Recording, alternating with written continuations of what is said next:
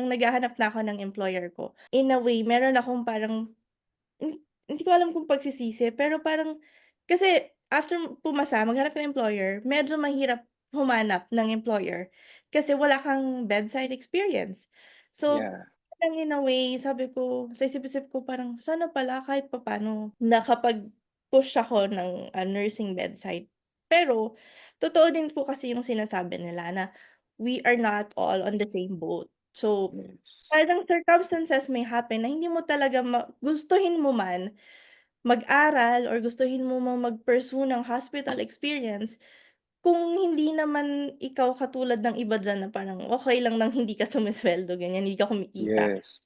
Hindi mo ano parang ayun iba-iba talaga tayo ng ano, ng situation na mabibigay siguro sa buhay. And it's just up to you kung paano mo siya i-ha-handle, paano mo siya haharapin.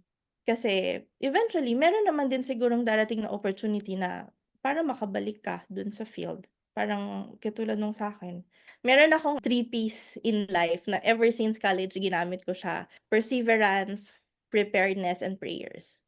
So yun, yung tatlong P na parang gawin mong concept sa buhay.